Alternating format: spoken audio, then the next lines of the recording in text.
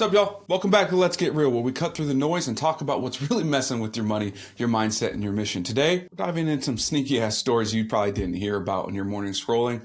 They weren't really trendy, but I think that you need to know about them. First one is how SBA loans have gotten harder. The next is Cincinnati Fed Summit decided to do something useful for once for their communities.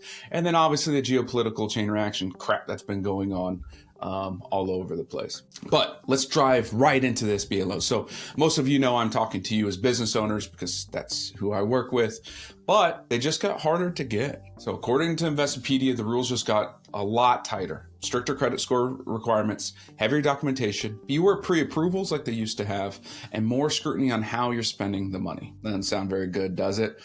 Well, typically what we would have is SBA, those that need SBA would go ahead and get approved. Usually anything under 500,000 would go relatively quickly. They've done that down to 350,000. They've also added where you have to have $50,000 worth of insurance on it. So things just got harder to get through, but also more expensive. So if you're a business owner thinking, damn, I'll just apply when I'm ready, you're already behind. Okay, this isn't just red tape. It's going to affect everyone who's wanting to launch clinics, build stores, grow their businesses. So if you can't get access to capital or it's harder to get to, there are other ways around this, right? You can get some fintech stuff, alternative loans, bootstrapping. Those are all ways that you're able to get into it. So lock in, look at some of the credit lines that are available to you, and just know that it's going to be harder to get the SBA. My favorite story from the week is the Cleveland Fed. They decided to host a summit, what's called Building Strong and Sustainable Communities. Building Strong and Sustainable Communities.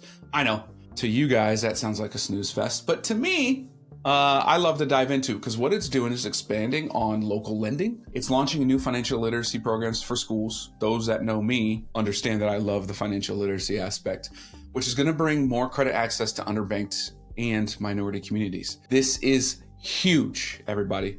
Because think about it. When you were a kid, did you know about your budget? What about when you got your first credit card? Or maybe did you even know what a loan is? No, of course you didn't. There was no way for you to know that, and therefore compounding interest was working against you.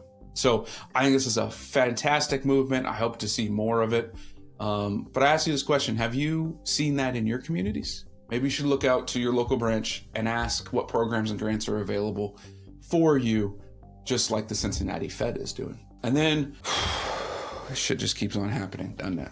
According to the Guardian, they just dropped a deep dive into the chain reaction of what's going on from the tensions between US, Iran, NATO, Russia, Ukraine.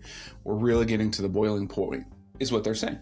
We got strikes, cyberattacks that most of us don't really know about, proxy battles, which we do know about, and it's all affecting us in our pocketbooks, right? When you look at the geopolitical conflict, it's going to escalate and your money's going to move. I had spoken to this earlier this week, is look at where the money goes and what happens to the money, okay?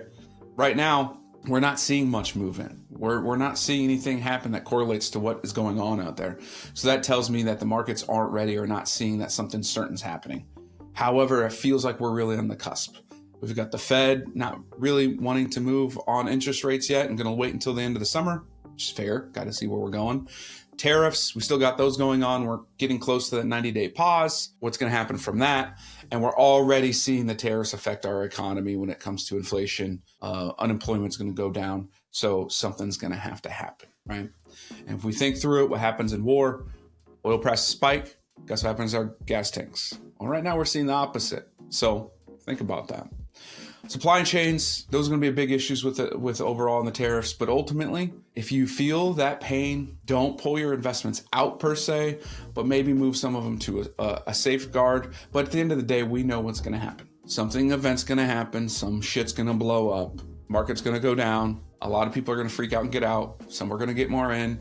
And we're going to look back in the next 5-10 years and go, man, I really wish I would have bought more at that point in time. So I know it's emotional. I know it's there. Just breathe a little bit. Stay invested. Be diversified as much as you can. So overall from this week, we've seen SBA loans tightening. So let's make sure we're prepping our capital early if you need it. Maybe move sooner than you think. We've seen the Cleveland Fed making some silent, quiet little moves in their community when we're talking about resources when it comes to financial literacy and financial planning. I'm all about that. And obviously global tensions keep rising. but don't let that fear run your personal finances, okay? Again, don't sleep on these small stories. I'm bringing them to you so you can hear them, so you get all of the other noise out of your mind, right? We've got enough shit going on with, our president cussing and all the shit that's going on in this world.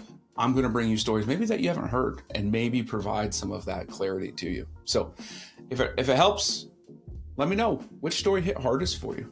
As always, though, this is Let's Get Real. Stay smart, stay dangerous. We'll see you next time.